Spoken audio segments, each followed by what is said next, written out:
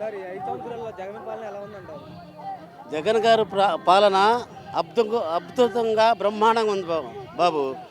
ఏంటంటే జగన్ గారు వచ్చిన తర్వాత మరి బడి పిల్లకాయలు ఒకటే, బడి పిల్లకాయలు ఎస్సీ ఎస్టీ బీసీ మైనార్టీలు అనేవాళ్ళు వేరుగా ఉండేవాళ్ళు. ఈయన రాకతలికి వీళ్ళు ఉన్నవాళ్ళు ఒక రకంగా ఉండేవాళ్ళు, లేని వాళ్ళు ఒక రకంగా ఉండేవాళ్ళు. జగన్ గారు వచ్చిన తర్వాత అందరికీ ఒకే సమానంగా బూట్లు కానీ సాక్షులు కానీ మరి ఇది బ్యాగులు కానీ ఎన్ని సమానంగా ఇచ్చాడు. అంటే కులము లేదు, మతము లేదు, పార్టీ లేదు, ఏమి లేదు అని జగన్ గారు చెప్పి బ్రహ్మాండంగా బ్రహ్మాండంగా ఇస్తున్నాడు. కానీ ఇవాళ ఒక్క జగన్ గారిని ఇచ్చేయడానికి పవన్ కళ్యాణ్ గారు, చంద్రబాబు నాయుడు గారు, సిపిఎం సిపిఐ మరి ఇది కేంద్రం బీజేపీ వాళ్ళు ఇంతమంది రావాలంటండి. మీకు దమ్ముండి ఒక్కొక్కడు 175 నియోజకవర్గాలకి ఒక్కొక్కడు పోటీ చేయండి.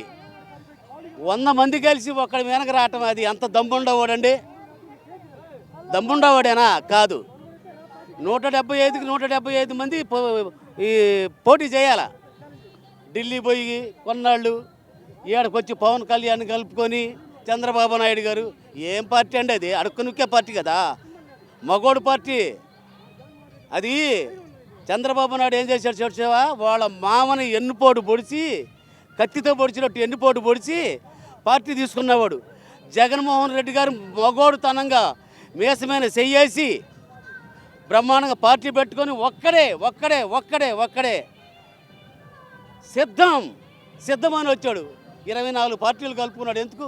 మగోడైతే పార్టీ కలుపుకున్నవాడైతే పార్టీ లేకుండా 175కి 175 ఎమ్మెల్యేలు పోటీ చేయమని మగోడైతే. జగన్మోహన్ రెడ్డి గారు రానున్న ఎన్నికల్లో గెలుస్తారని నమ్ముతున్నారా? జగన్మోహన్ రెడ్డి గారు రానున్న ఎన్నికల్లో గెలుస్తారని నమ్ముతున్నారా?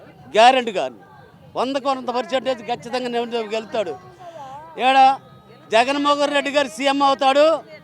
అనిమిరెడ్డి గారు ఇక్కడ బాబు జగన్మోహన్ రెడ్డి గారు సీఎం అవుతాడు. జగన్మోహన్ రెడ్డి గారు సీఎం అవుతాడు.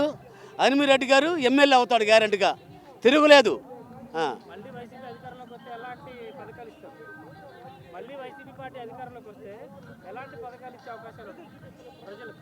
ప్రజలకి ఇప్పుడు చేసే పథకాలన్నీ ఇస్తాడు.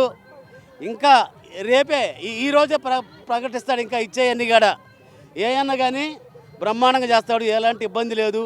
జగన్మోహన్ రెడ్డి గారు వచ్చిన తర్వాత మరి పేదోడని కానీ ధనికుడని కానీ ఇంకొకళ్ళని లేకుండా ఇప్పుడు ప్రతి కుటుంబంలోకి కూడా ఆయన వేసే పథకాలు ఏది మరి అమ్మఒడి కానీ మరి 45 సంవత్సరాల వాళ్ళకి మరి ఇక ఇది 18,700 ఆ తర్వాత మరి బడి పిల్లకాయలకి ఎంత పోషణ అండి.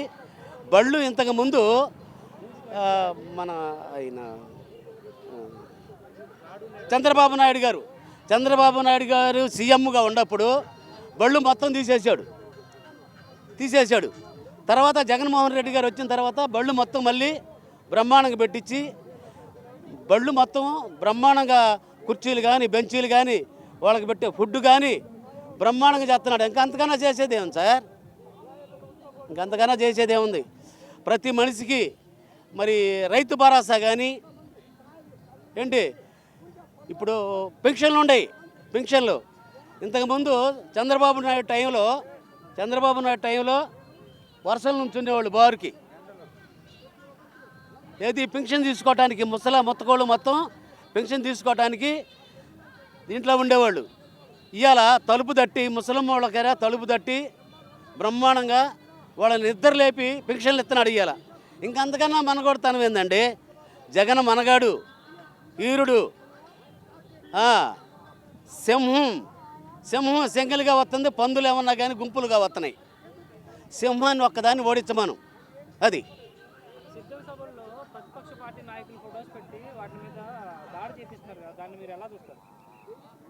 ప్రతిపక్ష నాయకులు ఫొటోస్ పెట్టి వాటి మీద దాడి చేస్తున్నారు కదా, సిద్ధం సభలో ఫొటోస్ పెట్టేసి కొట్టడం అలాంటివి చేపిస్తారు కదా, దాన్ని మీరు ఎలా చూస్తారు? అది ఎక్కడ జరగలేదు సార్. ఎక్కడ జరిగింది? సిద్ధం సభలో ఎక్కడ జరిగింది?